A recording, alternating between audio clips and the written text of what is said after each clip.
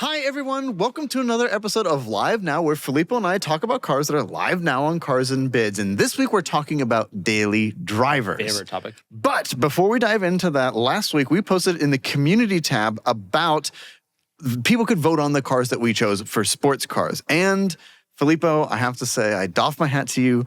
You won. People chose your selection of the 992 Carrera T and the Dodge Viper as the two best sports cars live that week. Those were the best, and people agreed with you. Correctly. And to be honest with you, thank you. I knew I had made an error. I found out what cars he did, because I don't disagree they were excellent, although the Cobra R is And the Elise was also phenomenal. Yes. Now, we are going to do a similar post this week on the Cars and Bids community section, so you can go there and vote on who made the better choices. And we're going to dive right in with you, Filippo. You've kept them secret from me, which I'm really curious about why that would be. At this moment in time, we have just so many incredible daily drivers. We have everything. We have E63 wagons. We have R6 wagons. We have multiple great G wagons. We have every 911 under the sun. We have every just great daily driver. We have a bunch of Astons. It's like a world of daily drivers. Mm-hmm. I'm going a little on the quirky side. Oh, God. And I bet you couldn't guess either of these. Okay, hit me. All right, I'll start in classic Filippo fashion with the C7 Corvette that we have live. Oh, God. Not the ZR1, which is also really incredible, but with a Z51 coupe. I have strongly considered getting a C7 coupe as a daily driver. You've spoken endlessly about it. And they are excellent. They're comfortable enough. It's still a manual, so it's fun. It's like sporty but comfortable, and there's a bunch of trunk space. But Filippo, it's a bunch of trunk space, and you can remove the top. You can do everything. It's everything. It's 2.5 inches off of the ground. It's fine. It's also just some plastic piece on the side. It's okay. Well, the whole car is made of plastic, but it's a plastic piece on the side. Filippo. And this has the Z51 package, which you want, even for a daily driver, and magnetic selective rise. You can be comfortable when you want to be comfortable. It's just a great daily driver. Does it say it on there? I don't think it does. This car gets like 6 miles to the gallon. Do you remember when I had a Corvette for our challenge? Yes, but that was on the highway. This is a daily. You drive from your house to this office and back most of the time. 29 highway. Oh, yes, okay. 17 city, which is not bad. It's not bad. That's not Plus, terrible. I have a different city car. This is my, I got to run some errands. Different city car. I got to run some daily. errands. That's the Well, yeah, but some of my daily driving includes some highway. But and some fun. One performance package. Yeah, does that mean you have want in life. Does it Magnaride? Did you say? Okay, that's what you want in life. Like, this is a great daily driver sports car because I still want to have fun. I still want to be enjoyable, and a lot of my daily driving is just two people, like me alone or me and my wife, and you can do that, and you can carry everything at Costco. Do you want to be rowing your own? Yes, 100%. In traffic, 100% of the time. In it's LA, not a problem. I really have never minded. You're fine. Never minded. Plus, I got a different car for that, but I've never minded that.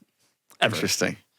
This is exclusively daily driven manual cars. You want one of these in just the worst way. You just it's need such to a good car. do Also, it at some point. It's special enough that it's special, but it's also affordable enough that it gets dinged, something flies up off the road and hits it, somebody in traffic scratches it, whatever. It's okay. And that's why it's special. And it has miles, so you can I am a little perplexed why you picked this as a daily, but because you still want to have fun in life. I get that, but well, of course, but this would be a great second. Well, I have two cars for my dailies. Yeah, but this is maybe I misunderstood the premise. Your daily that you use once every weekend. I would drive this every day with no problem whatsoever. Oh, get out of here! This is the secondary every single day. Secondary. If you buy me a Corvette, I will show you that I will drive it every single day. This is a weekend car. It's fun not. sports It's really car. not. It's a usable. It's near exotic in the fact that it's fun and a great driver's car, but it's also usable every single day. It's a Chevrolet. I'm not apoplectic. That's the wrong word to use. But I'm slightly cross. I know your choices, and this probably has a better approach and departure angle than either of your choices. I don't know. We'll come to that. But okay, so hit me with your next one. You're not ready for my next one. I wasn't ready for that. Let's you want to do one of mine? Oh, yes. All right, I'll hit you one of the best dailies of all time. 2021 Audi RS6 Avant. Yeah, you're worried about clearance. You're worried about stiffness. You're worried about ride. You're worried about fuel economy.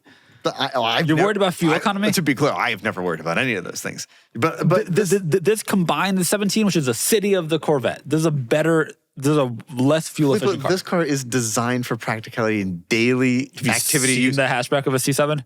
It fits car. You see that hatchback? I can put multiple U's in there. You can't even fit a golf. You can fit golf. You can fit golf clubs. I love the RS6. It's one of the best dailies of all time. Yeah. When Doug let It's me like drive that one, C7 Corvette RS6. They're like equivalent. Good Lord. This car is built to be used every single day. It is incredibly powerful. Kennan, I would give you that. It's so stiff. It was not that bad. And we have horrific roads in San Diego, and I drove it around, and it was fine. The wheels are large, I'll give it that. But like, no, I didn't find this car uncomfortable to use. It is supposed to be used every day. It's what it's for. That's the whole point. It's a cool, fast wagon. Same with the Corvette. I'm glad we're in agreement on this. Great. The Corvette's not a wagon. What else you got? I think this is an excellent day. I don't think anybody would argue with me. So this one, I'm moving on because it's such an obvious, clear choice. Yeah, I mean, that's a clear victory there for that one. But I did, to your point, want a sportier daily driving experience. And so I chose... you want something that has more than 591 horsepower and 590 pound-feet of torque? There's a difference between power and sports. Like, there's a big difference. Outright power is just like a sledgehammer. I wanted something that was a little bit more sporty. And the 911 has often been the everyday usable sports car. This one is a tip. An actual tip. Yeah, an actual tip. Like, in the intended fashion. And it's a Targa. I chose a 997 Targa 4S.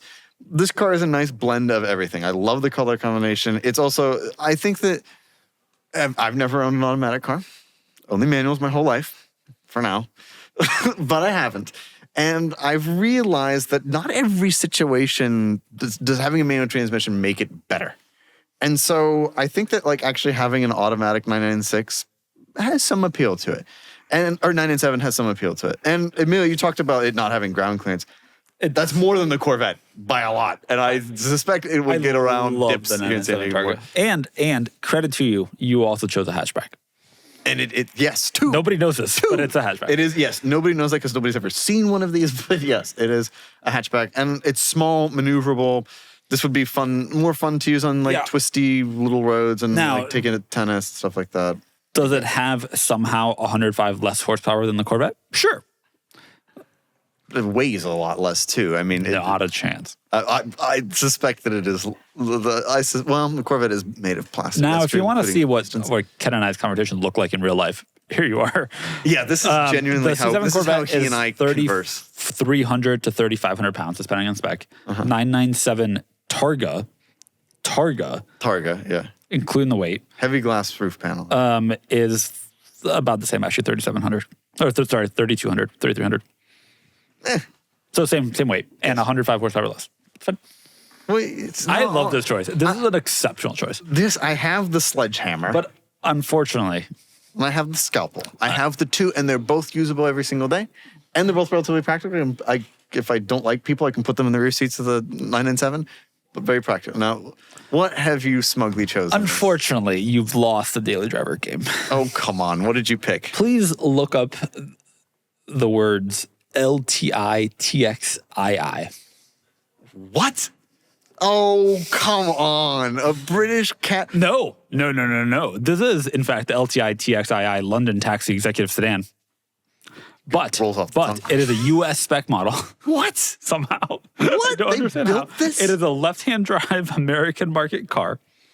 Oh, you know what? My uncle had one of these. I forgot. He's the only human. Hamaka Schlemmer. You're familiar with this? Like, it was like a magazine that used to sell stuff. They had, evidently, like, I think the CEO was into these, and they came with a U.S. version. Wow. He bought one, and my uncle ended up with that. So I've actually been in one of these before. That's incredible. But I've completely forgotten. Here is a taxi that was built for driving around the tough streets of London. That means literally bad roads and gridlock and traffic, and to do it efficiently, effectively, and most importantly, for 16 hours a day for 20 years, right? These will go forever.